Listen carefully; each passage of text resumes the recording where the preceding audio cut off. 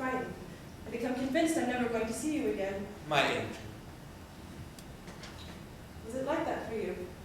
Oh, yes. At the moment, for example, I'm quite convinced I shall never see you again. What? I'm so bored, you see. It's beyond my control.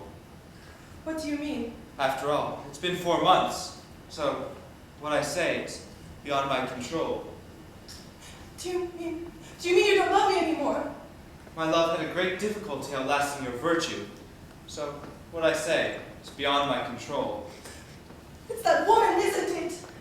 Yes, I have been deceiving you with Emily, among others. It's beyond my control. Why are you doing this? Perhaps your merciless vulnerability has driven me to it. In any event, it's beyond my control. I can't believe this is happening. There's a woman. Not Emily, another woman. A woman I adore. I'm afraid that she's insisting I give you up.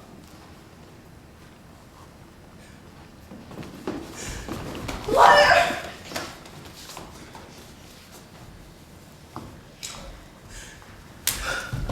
You're right.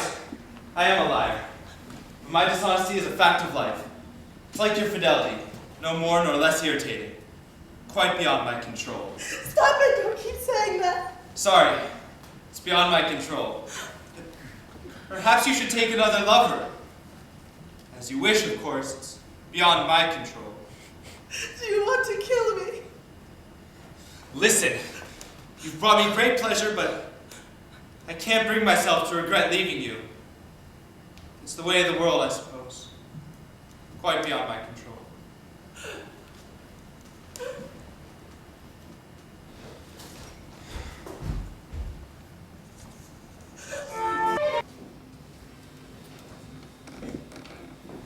Is that you?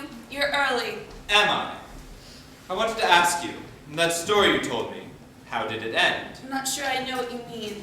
Well, once your friend had taken the advice of his lady friend, did she take him back? Am I to understand? The evening after we last spoke, I broke Madame de Tourvel, on the grounds that it was beyond my control. You didn't. I most certainly did. With the anticipated results? She was prostrate when I left. I went back the following day. You went back.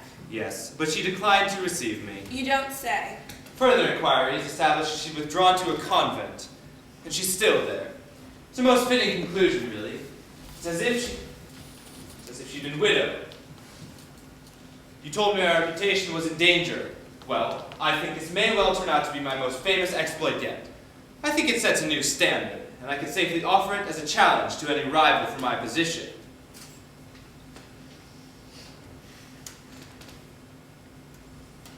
Only one thing could bring me greater glory. What's that? To win her back. You think you could? I don't see why not.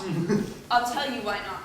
Because when one woman strikes at the heart of another, she seldom misses, and the wound is invariably fatal. Is that so? I'm convinced it's so. I'm willing to offer any odds you care to suggest against your success. You see, Vicomte, I'm also inclined to see this as one of my greatest victories. Yes, there's nothing a woman enjoys quite so much as a victory over another woman. Except, you see, Vicomte, my victory wasn't over her. Of course it was. What are you talking about? It was over you. That's what's so amusing. That's what's so genuinely delicious. You're wrong. Not at all. You love that woman, Vicomte. What's more, you still do. Quite desperately. You hadn't been so ashamed of it. How could you possibly have treated her so viciously? You couldn't bear even the vague possibility of being laughed at. And this proves something I've always suspected. That vanity and happiness are incompatible. What may or may not be the truth of these philosophical speculations. The fact of the matter is, it's now your turn to make the sacrifice. That's so. Danceny must go. Where?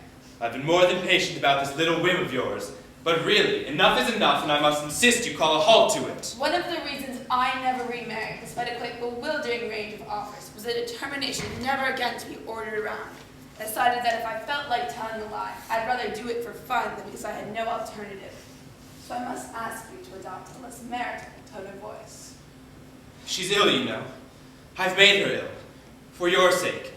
So the least you can do is get rid of that colorless youth. I would have thought you had enough of bullying women for the time being. Right. I can see I'm going to have to make myself perfectly clear. I've come to spend the night, and I shan't take it all kindly to being turned away. I am sorry. I'm afraid I've made other arrangements. Ah, yes. I knew there was something I had to tell you. What with one thing and another, it simply slipped my mind. Dawson is not coming. What do you mean? How do you know? Because I've arranged for him to spend the night with Cecile. Come to think of it, he did mention he was expected here. But when I put it to him that he would have to make up his mind, I must say he really didn't have to hesitate for a second. I dictated a letter to Cecile to send him as insurance. Turns out there was no need to be so cautious. He knew his mind. And now I know yours. He'll be coming by tomorrow to offer you his, do I have this right? Yes, I think I do. Undying friendship. You're right, you know, he's completely devoted to you. I think it's time you were leaving. No, I don't think so. Shall we go up? Shall we what? Go up. Unless you prefer this, if memory serves, rather purgatorial sofa. Remember, I'm better at this than you are. Right, but it's always the best swimmers who drown. Now, yes or no? Up to you, of course. I wouldn't dream of trying to influence you. But bear in mind that an answer of no shall be regarded as an open declaration of war. So, one single word is all that's needed.